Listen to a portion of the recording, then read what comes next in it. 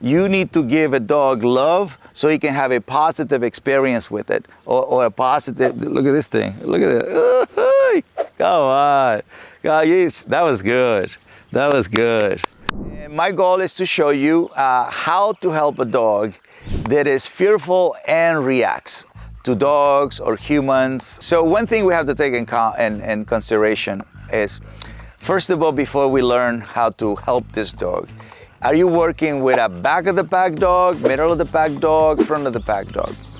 And in this video, you see how a very sensitive dog, when he's presented in a brand new environment with brand new dogs, which that's why I like to bring dogs to the ranch, because it's a brand new environment, brand new pack, brand new activities, right? So it puts the dog in the position where he's gonna show me how that dog resolves that problem. You know, how does that dog feel in my place for the first time? How does the dog feel with the pack for the first time? And how does the dog feel when we're about to do an activity?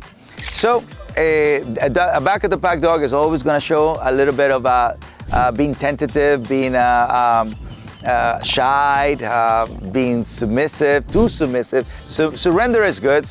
I think surrender is the state of mind that everything begins. Even for us to learn, we have to surrender to whatever we're about to learn, meaning the mind is open.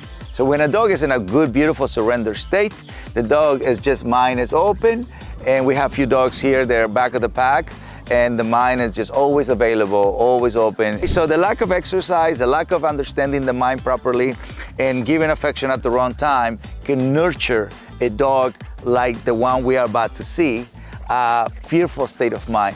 And why do they react? Because the accumulation of fear at one point, it has to come out. So when you give the dog that calm, confident, not choice, what you help them is to get rid of the energy of fear and to calm surrender. So today, when I was working with this particular dog, this beautiful Wheaten Terrier, right from the distance I saw the uncertainty, not too hard, not too much, right? And automatically what I did is I went down on my knees and waited, right? And I started breathing. I started being more quiet and more quiet and more quiet. And then slowly, hey guys, bring me this dog. What I'm telling them to bring is that particular energy, because I want this energy in the environment. It's like when a boat is in the water and all the leftover waves that the boat left, that's exactly what I'm feeling. How does the dog react to that, right? Because I know that a back of the pack dog, or I know that a fearful dog is not gonna follow right away, but it's gonna be intrigued, right? It's gonna be intrigued. It's okay, is Sophia that intrigue that dog? No, okay, let's bring eyes. Is eyes gonna intrigue that dog? A little bit. And okay, let's bring kimchi. Is kimchi gonna bring? Kimchi was good. Is kimchi's gonna intrigue that dog? Just, so the point is, with a dog like this particular one, I wanted to help her to attach to one of my dogs, because my dog is gonna bring me that dog, right? And then, of course, at the end, I brought Chewy. And Chewy brings a little bit more excited energy, a little bit more like a DJ type of energy. And of course, at one point, that dog saw that everybody came to me. And just in a matter of seconds, a matter of minutes, this dog copied the instincts of my pack. And that alone, for a dog that has insecurity, is such a big relief. That's why you saw that at one point this dog, without using any sound, without using any leash or coaching the dog to us, the dog knew exactly what to do. And that's the goal. The goal is to make sure that you do whatever is possible so the spirit or the instinct of a dog help that dog recovers. So it's good to have a dog with that is a little bit in the flight state with a leash. So that way you can start helping cutting the option of avoiding or running away, because that's what this kind of dog would do. They would avoid things or they will run away from things.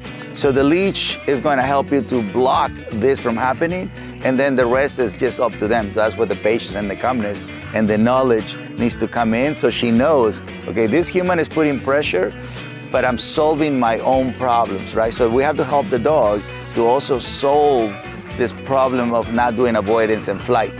So we humans have to participate with the right energy, the right philosophy, and the right actions. This is when your tools play a role in how you're gonna help this dog who's insecure. Notice that I'm not touching yet, look. So if I will like give her affection, I will be giving affection to a tail that is still tucked up in the air. So I'm allowing her to keep smelling. And notice that none of the dogs try to solve her problem or try to become practicing empathy or compassion when the dog is not feeling good. What they did is exactly what we should do. Give your all, you save, your peace, your love, energy, and give it distance. Let the dog come to you, right? Especially a dog that is avoiding in a flight state. Do not come to that dog. Do whatever is possible to practice patience, to practice calmness, to learn more about dog psychology so you know why they do what they do, right? To understand positions in the pack, it really allows you to understand quick. The good thing is she's moving forward to investigate, to explore. So by doing that kind of activities, explore or play, it definitely builds confidence. See, she's coming back to the area that she just met, but it feels safe. So a fearful dog is always gonna go after safe. Where do I feel safe? Because when I feel safe, I can build trust. See, they're very knowledgeable in what they need. And that's why I'm always telling people, listen, I understand that love is a beautiful thing and the impulse as a dog lover is to try to tell the dog, hey, everything is gonna be okay. But if you do it that way, the instincts of a dog in that moment would not be able to see your love as a positive experience. Even when you touch that little, look.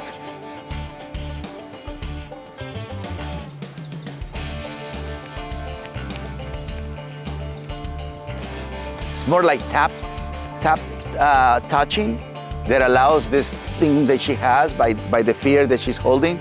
It's better for me to do the tap than the caress. So dogs like her, look, you can actually heal this memory of the body of twitching just by tapping more often, especially when she is in such a beautiful state. So that right now, tricky limping, it actually, look at the tail, look at the tail. It's almost halfway. Yeah, bring it in. She actually connected to the limping of her. She connected, tricky being limping. Therefore, she's in a softer state of mind like she is. She knows she's soft, right? So in order for her to be social with other dogs, she can be social with dogs that are middle of the pack, front of the pack. She's not ready for that. She's ready for dogs similar to her, right? So when Tricky was coming down and I was doing the limping thing, she actually became attracted to her. And that's what I asked Ariana to bring her in. Watch when dogs move really fast. See? That's why it's hard for her to be at a dog park, because she's not ready for that kind of fast movement, assertive movement, right? Because when dogs play, it's like basketball players and football players and rugby players are playing. They're rough. A true normal day at the dog park is rough. It's literally rough. So she has to be in a more tailored environment for her to feel safe. Because without the safe, you can't gain the trust. That's what these dogs are. A lot of people give up on them or they don't know how to help them, because it requires such a delicate understanding and patience, of course. And you never know, because this guy takes a long time to build self-esteem. That's the most difficult. So you can literally rehabilitate 10 aggressive dogs and one fearful dog or one insecure dog. Why an aggressive dog is easier? Because he wants to do something, right? He doesn't want to go away from you. But a dog that is fearful, anything you do wrong can feed the trauma. It's one step forward, 3 steps back. And that's why it's more difficult with this kind of guys. But at the same time, it really works. Your patience, your calmness, your strategy, your positivity, your hope. Look, guys, I'm gonna share something really good. Massage and aromatherapy, does it work for dogs? Absolutely, absolutely. obviously, you know, it has to be a nice fragrance. Like, it also triggers you, the energy that you want the dog to have, right? So when a dog is tense, if you just first, you know, inhale a little bit of beautiful lavender, for example, and then you just rub it in, and then with that in mind, you touch. It's a pressure, right? It's pressure to relieve pressure. So it's pressure with pressure. She's tense. She's tense because she's nervous. And she's nervous because she learns to live this way, right? But can a good massage remove your tension? Yes, yes it can, right? Can a good aromatherapy can remove tension? Yes it can. Can a beautiful music remove your tension? Yes, but you can't do it with a loving energy. You have to do it with silence, calmness, knowledge. And once the calm surrender comes, and then you give the love. So this dog learned that you love his or her calm surrender. If you give love when the dog is fearful, nervous, and then that dog learned to believe that you love his fear of his insecurity. So this is just day number 1, right? This is just few minutes with a dog. So you can see how simple and natural and profound assessment and evaluation is, right? Once I assess and evaluate the dog, then I create the strategy, what I would do with this dog. I will find out what intrigues the dog, what intrigues the nose, what intrigues the eyes, what intrigues the ears, right? So the next thing to do with this dog is to find the worst case scenario, right? What makes her the most fearful? You put it in levels, so maximum fear, medium fear, low fear. For example, some dogs can be afraid of cars, and that could be a maximum fear. Well, and they could be like mildly low, afraid of a vacuum. All right, so depends on how you feel that day, because your energy is very important, right? Because that's what's gonna push this dog to have somebody to be a role model, somebody to anchor them, somebody to reconnect them to the strength, and then find, you know, the moments or the objects or the situations that makes a dog fearful, and then help them go through it, right? So it's a 50-50. It's a partnership where your calm, confident, love, and joy, and your patience is combined with that dog psychology or the strategy. So the 3 needs to marry. Your energy, your philosophy, and your actions. And your actions is the homework.